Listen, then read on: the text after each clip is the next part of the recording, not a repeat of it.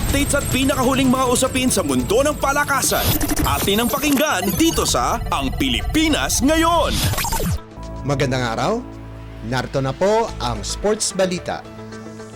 Kasado na ang mga makakalaban ng Gilas Pilipinas sa qualifiers ng 2025 FIBA Asia Cup. Tampok ang tatlong windows na magsisimula sa susunod na taon. Kasama ng Gilas sa Group B ang New Zealand, Chinese Taipei at Hong Kong matapos ang official draw kamakalawa sa Doha, Qatar. Sina Gilas Pilipinas legend Gabe Norwood at Iran icon Hamed Haddadi ang nanguna sa draw ng 2025 Asia Cup matapos ang 2022 edisyon na ginanap sa Indonesia. Pagkakataon ang qualifiers at mismong Asia Cup para sa Gilas na makabawi matapos magkasya lang sa 9th place nitong nakarang edisyon. Iyon ang unang beses na hindi nakapasok ang Gilas sa gabay ni dating head coach Chot Reyes sa quarterfinals ng prestiyosong Asian Tilt ng FIBA sa loob ng 15 taon. Winalis ng Gilas ang Asia Cup qualifiers sa tatlong window na ginanap sa ilalim ng bubble format at kasagsagan ng COVID-19 pandemic noong 2020 hanggang 2021 upang makapasok sa Asia Cup. Kagrupo ng Gilas noon ang South Korea, Indonesia at Thailand na tinalo nila ng tig-2 beses para sa 6-0 kartada. Sa 2025 Asia Cup qualifiers ay ganon uli ang inaasahang maging daan ng Gilas kontra naman sa mga ibang katunggali para maipaghiganti ang maalat na kampanya sa Indonesia.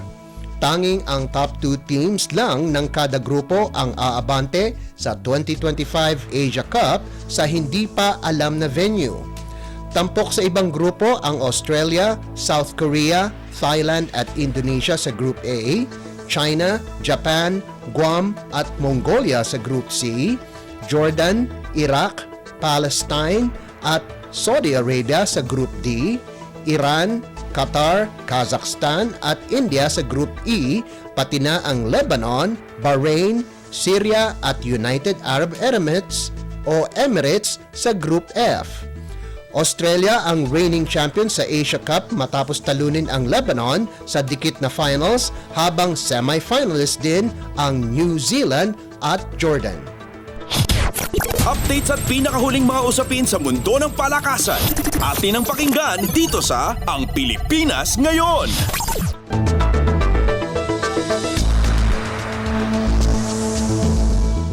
Nakapag-set up ng laban ang Gilas Pilipinas Men's Under-16 team kontra Korea sa quarterfinal qualifiers ng FIBA Under-16 Asian Championships. Ito ay matapos talunin ng mga batang Filipino Cagers ang Malaysia 75-62 nitong Miyerkules na ginanap sa Doha, Qatar. Nanguna muli para sa Nationals si Kiefer Alas sa nagawa nitong 15 puntos, 13 rebounds at 3 assist, habang malaki din ang kontribusyon ni Kurt Velasquez sa nagawa nitong 13 markers, 7 boards, 3 assists at 1 steal.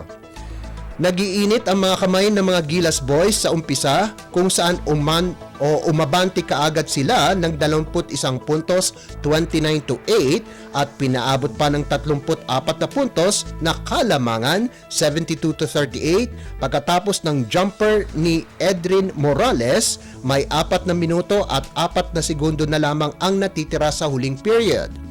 Sumagot naman ng 14-3 run ang Malaysians, subalit malaki masyado ang agwat nila kaya ngayon ay isang laban na lang ang kailangan panalunin ng Nationals para makapasok sa quarterfinal round ng torneo.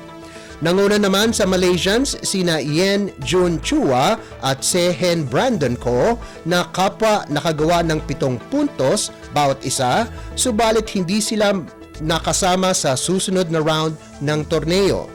Kapag natalo ng Gilas ang Korea, makakaharap nila ang Japan sa quarterfinals sa Biyernes. Updates at pinakahuling mga usapin sa mundo ng palakasan.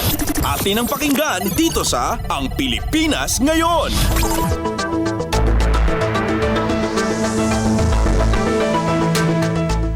Kapwa nahirapan ang Ateneo de Manila University at University of Santo Tomas para kunin ang unang panalo nila sa Game 1 ng kani-kanilang semifinal series sa V-League Men's Collegiate Challenge nitong Miyerkules na ginanap sa Paco Arena sa Maynila. Kinailangan ng Blue Eagles ang 5 set, 25-23, 21-25, 25-22, 14-25 at 15-11 para talunin ang De La Salle University kung saan bumangon sila sa dismayadong 4th set para kunin ang panalo via 5th and deciding set. Sinabi ni Ateneo Head Coach Timothy Santo Tomas na lumabas ang composure ng kanyang bataan sa huling set para makuha nila ang panalo.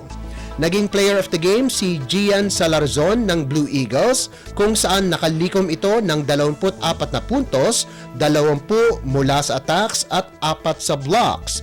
Nagdagdag naman si Amil Pachinio ng 20 markers. Nakakuha naman ng 26 na puntos kay JM Ronquillo habang nagtapos si Noel Campton ng 17 puntos para sa Green Spikers.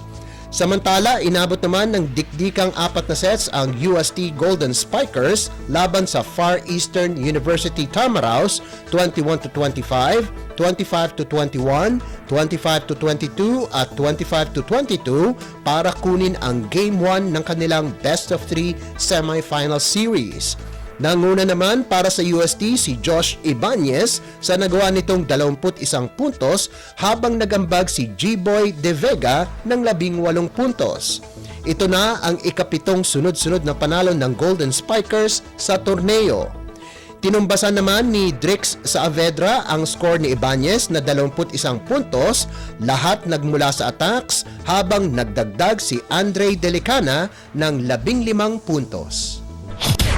Updates at pinakahuling mga usapin sa mundo ng palakasan. Atin ang pakinggan dito sa Ang Pilipinas Ngayon.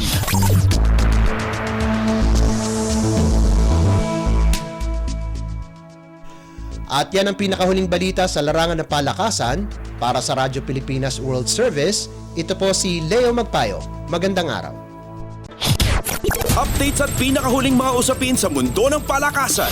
Atin ang pakinggan dito sa Ang Pilipinas Ngayon.